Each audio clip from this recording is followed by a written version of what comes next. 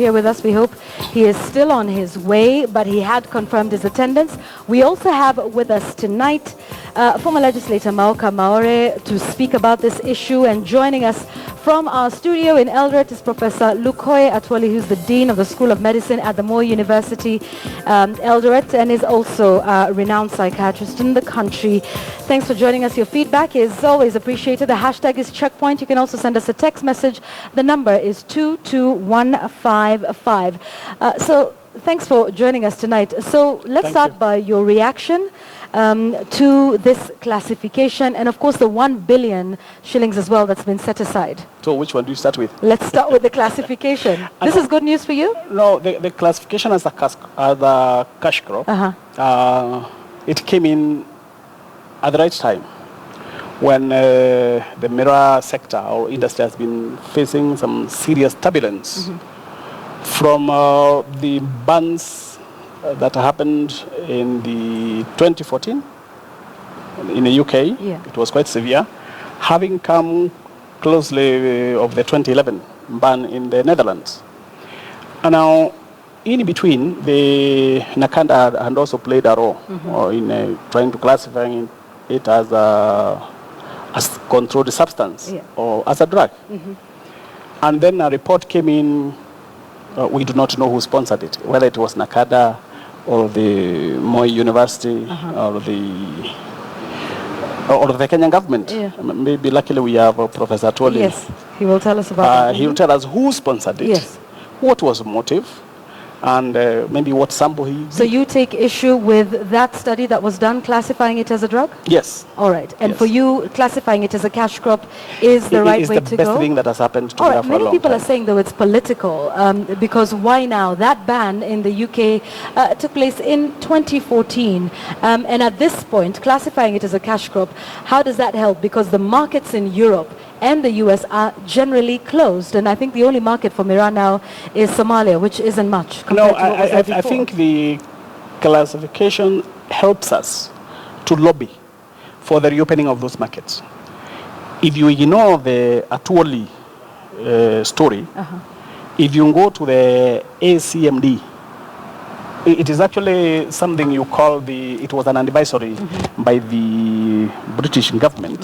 When they wanted to ban Miraa, they went and financed as a government a major research or a policy decision which influenced the Home Secretary, Theresa May, to actually now put in restriction on it. And the findings in it, none of them said it has any harmful effect, medical, on anybody. Okay, but yet they banned it. All right, let's hear from Professor Lukoye Atwoli on this issue. Of course, his university was responsible for that study. Professor, good evening. Thanks for joining us. So, Mauka Maore here taking issue with that study that declared Miraa a drug. Is Miraa a drug or a cash crop?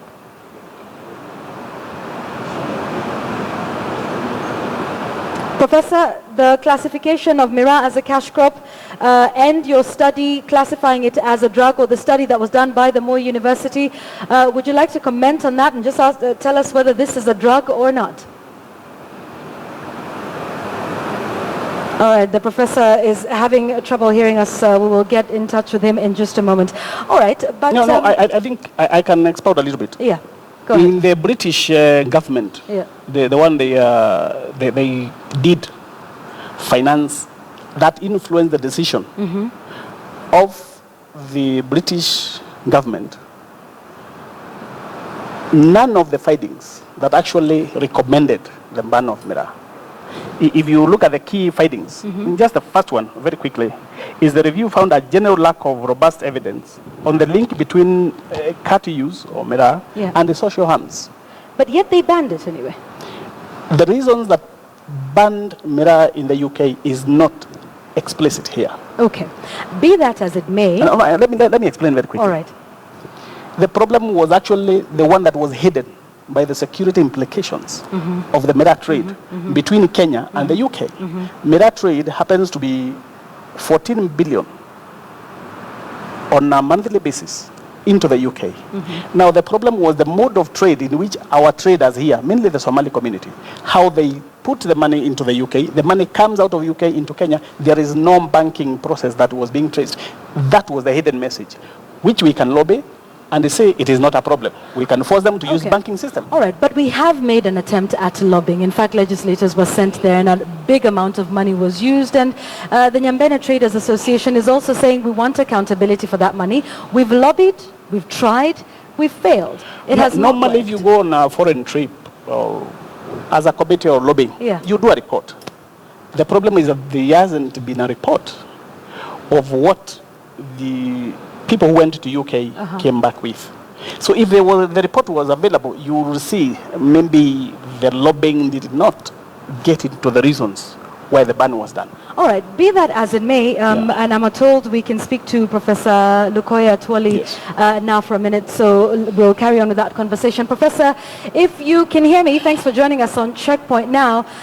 You know, the jury is out, and we don't understand why, over whether Miraa is a drug or a cash crop. There was a study that was done by the Mo University declaring some of the harmful effects, and you are on record as stating the same. So what are your thoughts on the classification of it as a cash crop now?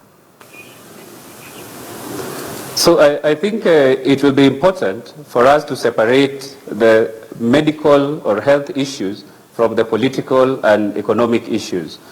From a medical perspective, and based on the systematic review that we conducted some time back, there is absolutely no doubt that Miraa contains chemical substances that affect the functioning of the brain and other parts of the body. The two of the most commonly known are caffeine and cathinone, which are chemicals that function as stimulants. And there is absolutely no doubt about it. Secondly, the study that we conducted demonstrated from multiple studies that people who use cat for a long period of time, some of them will develop mental health issues.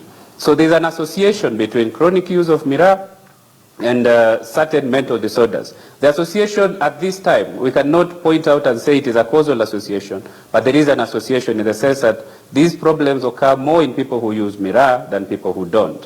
Thirdly, we also found associations between chronic use of Miraa and certain reproductive health problems. Again, it's an association. We need more research to demonstrate the effect, how the mechanism of that effect comes about. We also found associations between chronic Miraa use and cardiac problems, heart problems. And finally, we looked at oral health of people who use Miraa and found lesions that were associated with the use of this Miraa. The upshot of this is that most of the studies that have been conducted on Miraa use, as far as health and social effects are concerned, are of moderately good quality, but many of them are of a quality that from a scientific perspective, we would argue that they are relatively low quality. One of the biggest recommendations we made is that more needs to be done. Resources should be set aside to conduct research on the health and social effects of Miraa use so that we can inform policy from a position of evidence. Now, when you ask about whether this has any impact on whether it should be a cash crop or not, the answer to me is that the decision to make a crop a cash crop is an economic and political decision and is often not informed by the health effects unless the health effects are so dramatic and so deleterious that it is obvious to anyone that it cannot work or sell as a cash crop. As it is, there's a market for Miraa. Wherever people are selling this Miraa, there's a market for it. All right, Professor, just one moment. Professor, Malcolm Ore would like to respond. Just a moment. No, I think if you heard the professor very carefully, he has actually rubbished his own report by saying he more needs to be done in what he has actually said he did. Because there is a report. But he doesn't discount some of the effects that they've talked about There is a report by the National Council of Science and Technology, which he should have seen. There is also the ACMD, the one I'm taking saying by the UK, which he has seen. If you talk of caffeine and cathinone he's talking about, a cup of coffee has more caffeine and cathinone, that nicotine, more than the entire 6-hour chewing of Miraa session. So you cannot just base your argument by just picking and doing your own research when there is a whole volume, including the UN. The UN has done a lot of research on Miraa and its effect. None of them has ever recommended there is anything harmful to justify. All right, Professor, the UN has a report, according to Malcolm Maure. I think, first, I think Mr. Maure has probably obviously not read the report that we wrote, so it might not be very useful for us to engage with a report that he hasn't read. We did what we call a systematic review. A systematic review is not original research. It doesn't mean I go out and collect data. I look at those reports that he has talked about, and I analyze the strength of the evidence presented by those reports, and we come up with an opinion as to the state of the research. So when he says we have rubbished our own report, that is not true. In science, almost every study that is conducted in science arrives at a certain conclusion and suggests what more can be done in order to make those conclusions solid. What we found from research that has been conducted across the entire world is that yes, there are these effects that are found among people who use Miraa for long periods of time, and that there are definite effects. And what is recommended is further research to determine the mechanism that is causing these effects and what can be done to ameliorate these effects. As to its impact on whether it should be a cash crop or not, we did not go into that. And I reiterate, it is not a scientific decision whether to make a crop a cash crop or not. It is a political decision. It is an economic decision. Alcohol is sold legally in this country. We have hundreds of studies that show that alcohol has harmful effects. And in fact, the people who sell alcohol will tell you that chronic use of alcohol is harmful to your health. The same with tobacco, the same with... Nobody, no seller of tobacco will tell you that it is safe.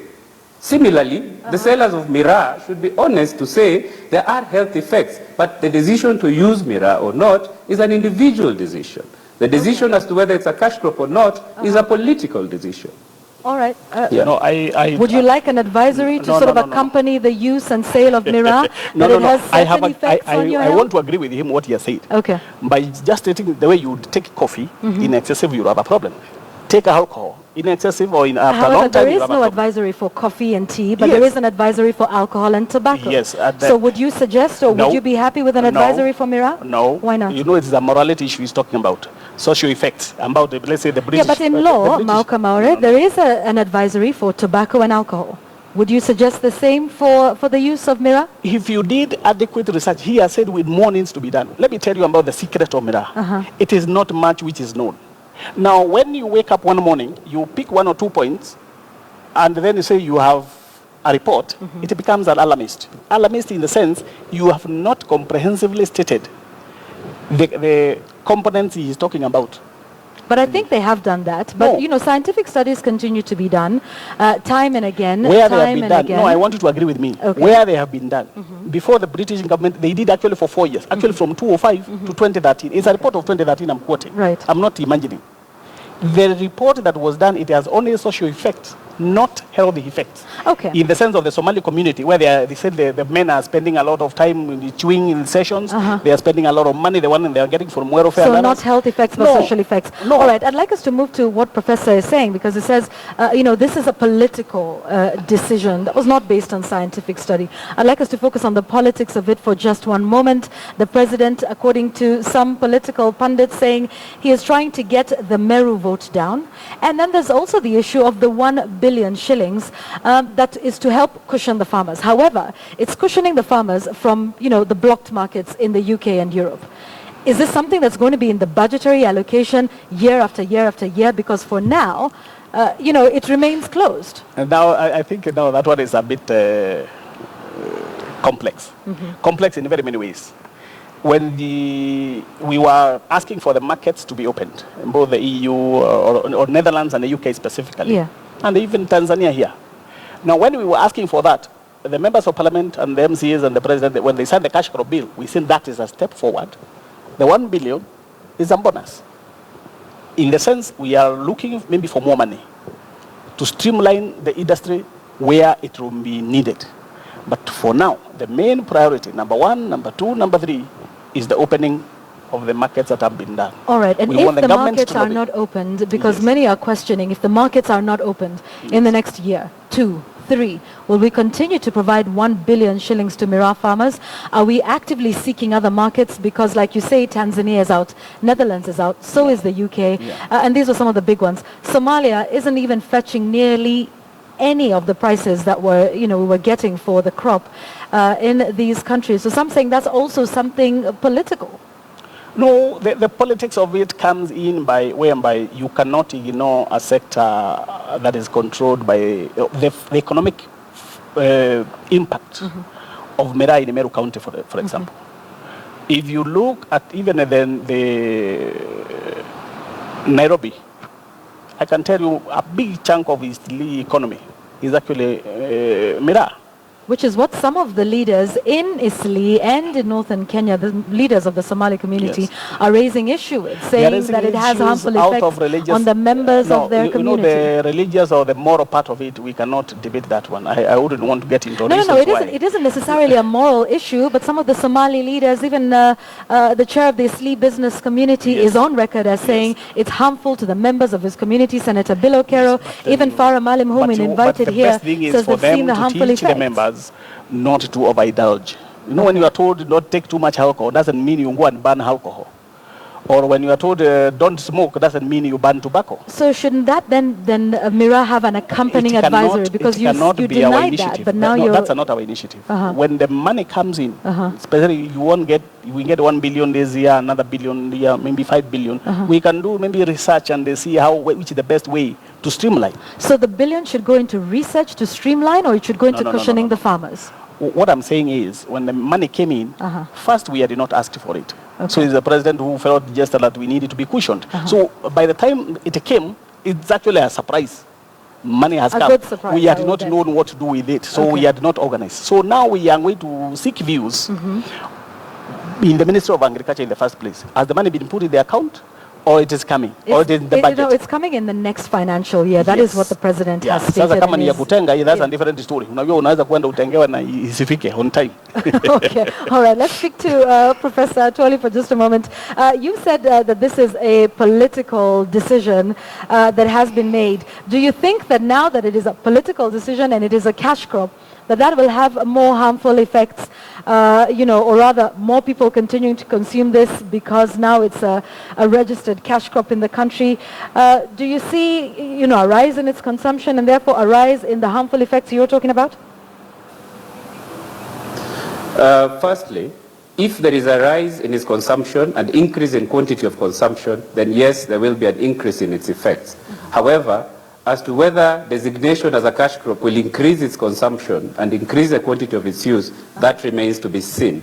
I think I'm happy to hear Mr. Maore saying that the billion that is coming, they were not prepared for it, and they are going to consult on how to use it. I will give a suggestion right away that one of the areas they need to use this money on is on research. Let them come to us in the universities and in research institutions, give us half of that money, 500 million shillings. We will conduct actual studies. We'll come to Meru, but we'll also go to Northeastern and Nairobi and even in parts of Eldoret where this crop is being consumed, and we will study the people who consume it, and we will compare them with people who don't consume it, and we will come up with conclusive evidence about the impact of Miraa use among Kenyans, if that is the evidence that is being required.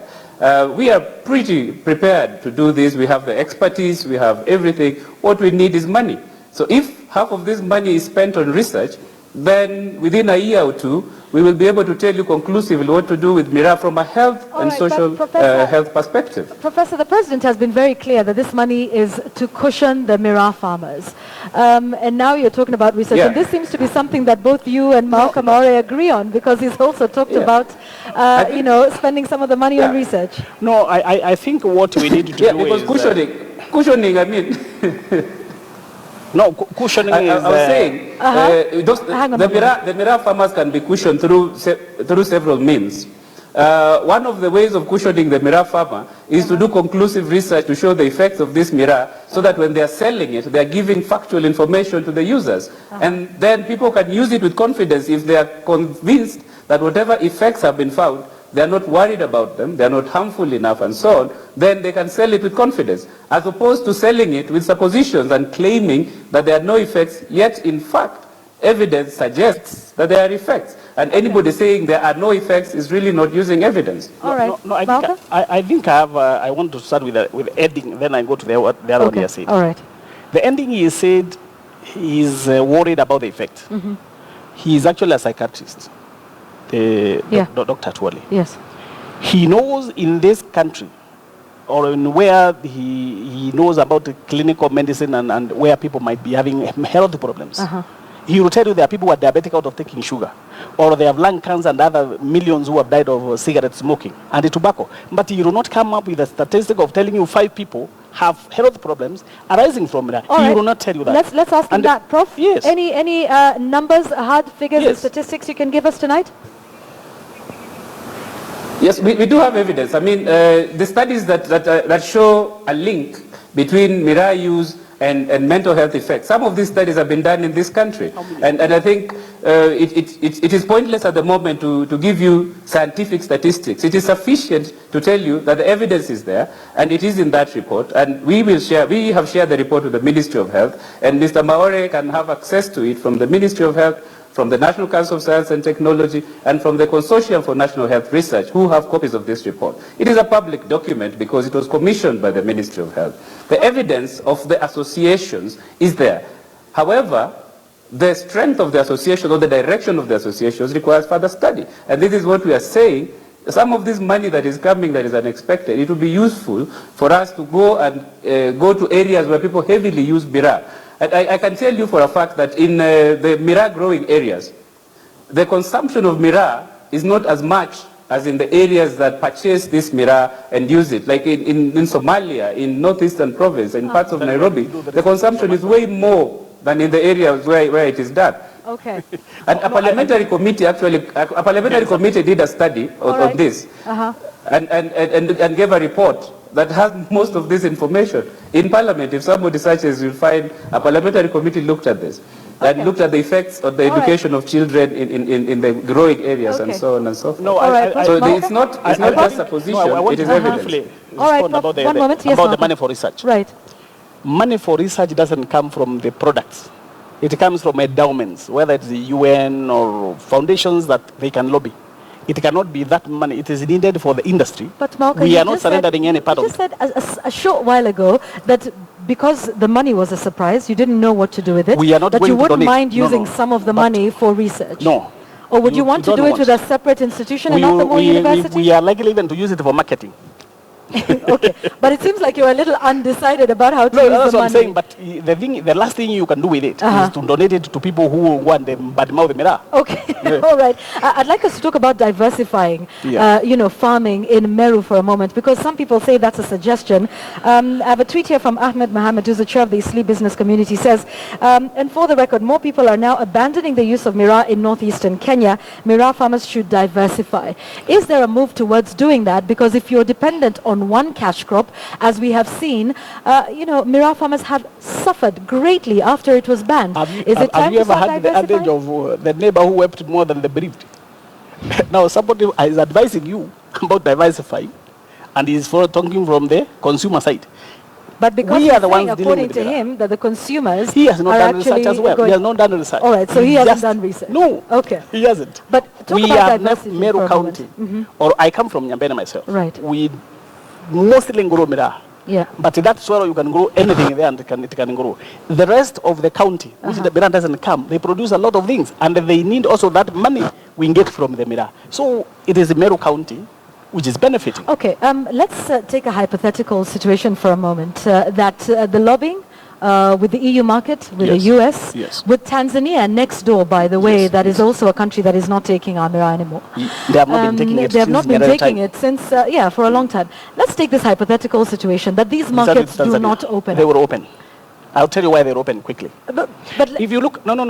You need to know why they were closed in the first place. I have told you the reasons behind the problem in London. Yeah. It has nothing to do with the medical or the social or the political. It had something to do with the security. Okay. No. Nonetheless, if we don't bring the point out, you have brought the point out. Honestly, you have in the beginning, and you really have. For the Tanzania, I've not told. Okay, carry on with the Tanzania. So Tanzania is a presidential decree that actually stopped the Miraa. It is not in their parliamentary law. Okay. If you go to Netherlands, when they banned it, it's actually the mayor of the towns who saying the people are not having any hygiene when they are chewing Miraa, they are spitting all over and leaving agricultural refuse in their streets. So it is not also medical or anything to do with a complicated story. So now that the government has realized Miraa is a good idea, a little lobbying by the embassy in Netherlands only, and the foreign affairs, we would not need a delegation there. Okay. Let's walk with me, because I'm sure in any situation you take different scenarios. Yes. So let's take the worst case scenario for just a moment. Yeah. I know you don't want to picture that. But what happens if the lobbying is not successful? I will tell you why. And it's a cash crop in Kenya. That is all well and good. But the UK and the EU are not bound by, what law Kenyans use in terms of defining it as a cash crop. They go by their own laws. You've talked about security and maybe it's a drug. But for whatever reason, they have banned the use of Miraa in their countries. If this does not happen, what would be the likely scenario? What would be the likely alternative? Or is that never going to be considered at all? No, it can be considered. I'll tell you what you are looking for in the market of UK specifically. For example, if we link our trade of Miraa and this opening of the basis or signing of the basis agreement, the British stands to benefit 1,000,000 times by that British or the defense contract or treaty with Kenya than this thing of Miraa and the Somali community. Is that something you think the president would be willing to do? I tell you, by the time he was giving 1,000,000,000 shillings, he has felt the need for opening and maintaining, for the opening of the Miraa and maintaining his constituency in Meru. So you see that as happening. You're talking Yes. about No, the it will military. So that is something that you see that will happen. No, definitely it will Is there even then the other thought of saying, let's look for alternative markets? Because there's the Middle East, there's the Arab nations, Somalia is there, but I know the issues that you've talked about. The countries that use Miraa openly is Yemen, Somalia, Ethiopia, maybe Kenya to a big extent. Yeah. But most of the other countries in the Middle East, they are restricted. But when you go to so open we're not willing complicated to markets, take a look at those complicated markets. The but best we one wanna is do the Open British Tanzania. We are part of the EU, sorry, East Africa community. True. So since we are having it here, the people there wanted to chew it. So why don't you open the market there? But then again, this is based on possibilities. It has not been attempted. I can tell you a simple story of when a boy was jailed in Tanzania for life. I met President Kikwete, then foreign minister, and asked him to open to release the boy. But the ambassador, when he was trying to ask for the then President Moi to help, Moi told him, but within that week, actually the boy came and I took him to Meru. But these are efforts that have not been done. Tanzania has not ever taken our Miraa. I'm telling you now that Miraa is a cash crop. It is easy now to go and lobby there. Okay, all right. Yes. So declare it a cash crop and then we go lobby there. Professor, your final words on which way this goes. Some of those who are uncomfortable with it, which way do we go? It seems like scientific studies, and I think generally, not just on this issue, but the world over, are often disputed, the effects and the results of that. So which way forward? Yeah. No, scientists welcome skepticism. Science is built on skepticism. And we are very happy when we produce a report and it is disputed, because that gives us impetus to study it some more. I'll give you an example of another crop that has deleterious effects that are even better known, like tobacco. The medical community has spoken out against tobacco strenuously and indicated that there is absolutely no reason to sell tobacco to anyone. However, tobacco remains a cash crop. And we have no issues with that, because that is a political decision, as long as the consumer is aware that these are the effects that the medical community is telling you. In fact, whether Miraa has been legal in Kenya, its designation as a cash crop is additional, but Miraa is a legal crop in Kenya. People use it, and that is why we are able to do research on the users and on the farmers. So if they manage to open up markets because it is a cash crop, all power to them. However, we will continue our research to demonstrate whether there are any positive effects of chronic Miraa use, and also if there are negative effects of chronic Miraa use. Science is not bound by any conventions in politics or morality and so on. Science seeks truth. And in seeking truth, we are happy to be facilitated by both the farmers and by the consumers and by the government that regulates, so that they can give us more funds, we do more research, and we will tell you what the truth is about chronic use of Miraa. All right, thanks very much, Professor Lukoya Twali. Your final words? I think throughout his speech, you notice he has been talking of chronic use. Yeah. There is nothing you use excessively which is safe for you. Nothing. Okay. Just go even to soda. Go even to coffee, go to tea, go even to milk. Anything you use excessively will hurt you. So we should remain it that way, that there is no problem with the Miraa unless you indulge in it excessively. All right. That is what we need to understand. The other one is we think the government has done a good job to classify it as a cash crop. And also the money, we welcome it.